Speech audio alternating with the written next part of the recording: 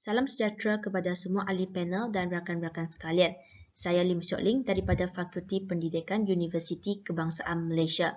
Tajuk kajian saya ialah hubungan sikap dan tingkah laku keusahawanan terhadap keinginan dalam pemilih kejaya keusahawanan dalam kalangan pelajar.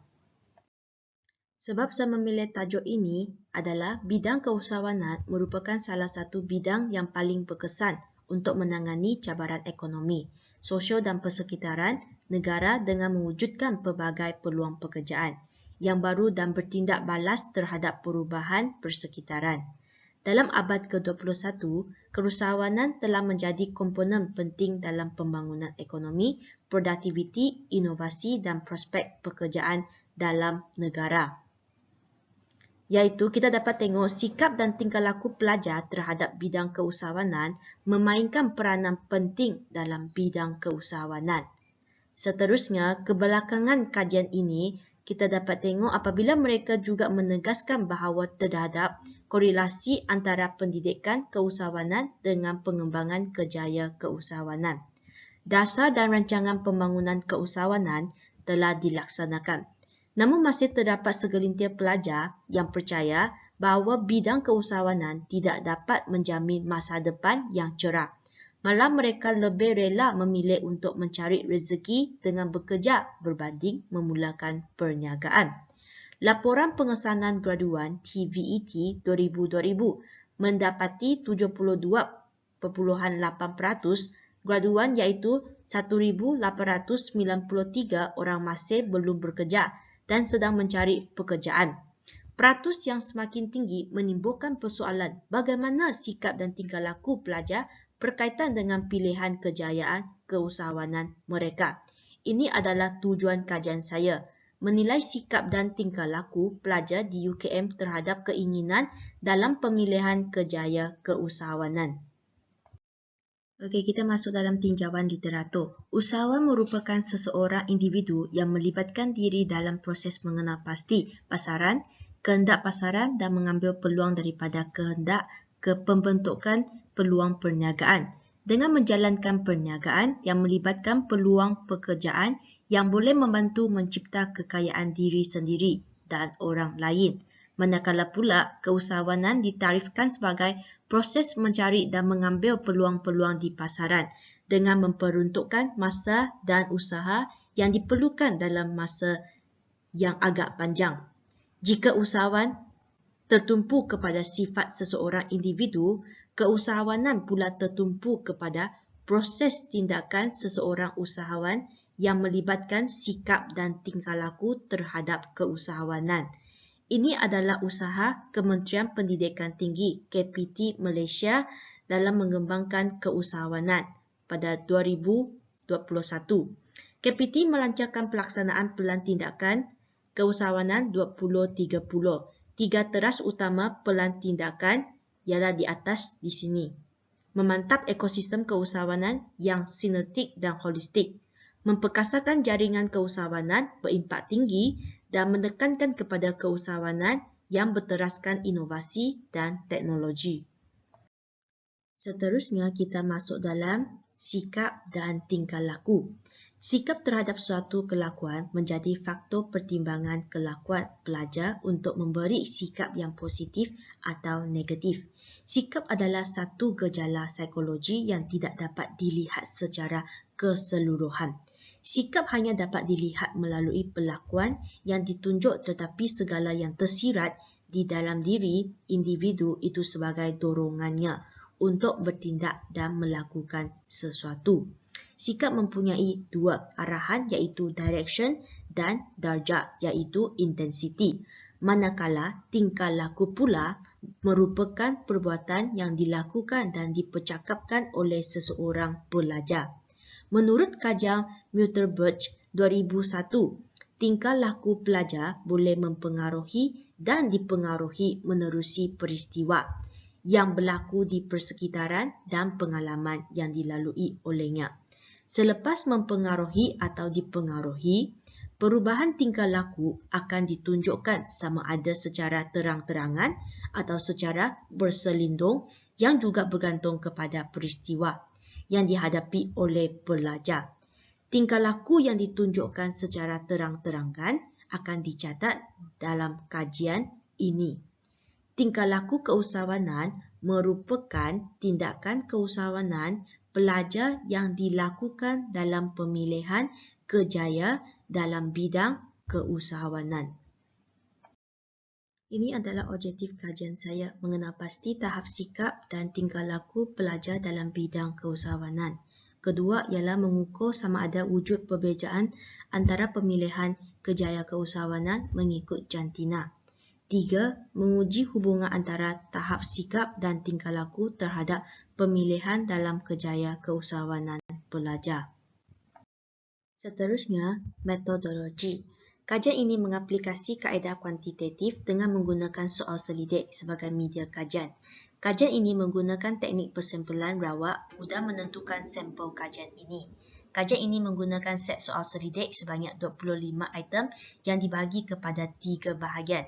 Bahagian A terdiri daripada 5 item sosiodemografi. Bahagian B pula menilai sikap 10 item dan tingkah laku 10 item. Bahagian C pula terdiri daripada 5 item yang berkaitan dengan keinginan pelajar dalam pemilihan keusahawanan. Pengumpulan data ini mempunyai 2,674 pelajar. Sampel saiz kajian ini merupakan 336 pelajar. Data daripada 336 pelajar dikumpul dan dianalisis dengan menggunakan SPSS versi 26. Keputusan Bartlett terhadap semua angkuba adalah signifikan. P kecil daripada 0.001. Keputusan ini menunjukkan bahawa kajian ini layak dianalisis dengan lebih lanjut. Item yang menilai sikap mendapat alfa 0.956 dan item yang menilai tingkah laku keusahawanan merupakan alfa 0.81. Dapatan kajian ini mendapatkan alfa 0.968 perkali alfa kombras melebihi alfa 0.90, menggambarkan item mempunyai ketekalan yang cemerlang.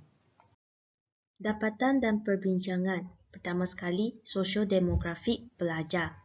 Merujuk dapatan kajian, darjah pertama menunjukkan terdapat 32% pelajar lelaki dan 68% pelajar perempuan yang terlibat dalam kajian ini. Kebanyakan pelajar di antara julat umur 20 hingga 22 tahun, iaitu 46%. Darjah ketiga adalah analisis pelajar yang terlibat dalam kajian ini mengikut bidang pengkhususan. Majoriti pelajar daripada bidang sains sosial, iaitu 47%. Bagi kategori pelibatan pelajar dalam aktiviti perniagaan menunjukkan 86%. Pelajar pernah melibatkan diri dalam aktiviti perniagaan, manakala 14% pelajar tidak pernah melibatkan diri dalam aktiviti perniagaan. Dapatan kajian turut menunjukkan kebanyakan pelajar bercadang untuk memulakan perniagaan dalam 1 tahun setelah bergraduasi, ialah 33.33%. Kajian turut mendapati terdapat 8.93% pelajar yang tidak bercadang untuk memulakan perniagaan selepas bergraduasi. Objektif pertama mengenal pasti tahap sikap dan tingkah laku keusahawanan pelajar dalam bidang keusahawanan. Kita tengok tahap sikap. Antara semua item dalam konstruk sikap, item 10 mempunyai nilai peratus yang tertinggi dalam skala setuju, iaitu 84.83%. Pelajar bersetuju bahawa lebih baik berfikir mengenai kemungkinan masa hadapan mereka daripada memikir terhadap pencapaian yang lepas. Dapatan kajian ini mendapat sikap pelajar terhadap bidang keusahawanan adalah pada tahap kekerapan yang sederhana. Interpretasi skor min bagi konstruk sikap terhadap keusahawanan adalah 3.55 dan sisihan piawai 0.79. Ia boleh dijelaskan dalam jadual ini. Pelajar yang mempunyai tahap sikap sederhana terhadap keusahawanan. Kajian daripada Muhammad Zulkifli dan Rosli juga berpendapat sekiranya seseorang itu mempunyai sikap yang sederhana, maka ia juga boleh membawa sikap yang positif terhadap bidang keusahawanan. Yang seterusnya ialah tingkah laku. Terdapat dua item berada pada tahap kekerapan yang tinggi, iaitu item 8 dan item 10, mempunyai skala sederhana yang tinggi. Dalam hasil tinjauan dalam konstruk tingkah laku terhadap keusahawanan, pelajar mendapati walaupun 9 pelajar tidak pernah menyertai program keusahawanan di sekolah, tetapi mereka seiring menyertai bengkel keusahawanan yang dianjurkan oleh guru di sekolah dan pernah cuba mendapatkan maklumat dalam peluang dalam pekerjaan. Dalam kajian hari yang mendapati pelajar mempunyai kesedaran tentang kepentingan bidang keusahawanan, tetapi mereka mempunyai pendedahan yang terhad. Okey, bagi tahap tingkah laku yang sederhana dengan nilai min 3.25 dan sisihan piawai 0.81. Objektif kedua adalah mengukur sama ada wujudnya perbezaan antara tahap pemilihan kerjaya keusahawanan antara jantina. Menurut jadual ini, terdapat 5 item yang merangkumi dalam kajian ini untuk menilai tahap pemilihan kerjaya keusahawanan. Kajian ini menjana min 3.45 dan sisihan piawai 0.79 yang menunjukkan tahap pemilihan kerjaya keusahawanan antara pelajar adalah pada tahap sederhana sahaja. Jadual ini menunjukkan pelajar lelaki mempunyai min skor 3.34, manakala pelajar perempuan terdapat min skor 3.45. Nilai signifikan ujian T menunjukkan 0.0886. Dapatan ini tidak menjumpai perbezaan yang signifikan dalam tahap pemilihan kerjaya keusahawanan di antara pelajar lelaki dan pelajar perempuan. Melihat pada min di antara jantina, hasil kajian mendapati pelajar perempuan mempunyai kecenderungan untuk memilih kerjaya keusahawanan adalah lebih tinggi berbanding kepada pelajar lelaki. Hasil ini berbeza dengan dapatan kajian rumun 2016 bahawa pelajar lelaki yang lebih cenderung dalam pemilihan kerjaya keusahawanan. Objektif 3 ialah menguji hubungan antara tahap sikap dan tingkah laku pelajar terhadap pemilihan kerjaya keusahawanan. Jadual tersebut menunjukkan nilai signifikan antara keseluruhan tahap tingkah laku adalah sebesar daripada 0.05 yang menunjukkan terdapat hubungan signifikan di antara kedua-dua pemboleh ubah. Didapati juga pemboleh ubah keseluruhan sikap menunjukkan nilai perkali korelasi ialah 0.811, manakala tingkah laku ialah 0.763. Nilai ini menunjukkan hubungan yang tinggi di antara keseluruhan tahap sikap dan tingkah laku terhadap keinginan dalam pemilihan kerjaya keusahawanan. Dapatan kajian ini boleh diselari dengan dapatan kajian Pukal 2014 bahawa menunjukkan sikap dan tingkah laku boleh mempengaruhi keinginan seseorang dalam pemilihan kerjaya keusahawanannya. Kesimpulannya, pemilihan kerjaya keusahawanan boleh dikaitkan bergantung kepada sikap dan tingkah laku keusahawanan pelajar.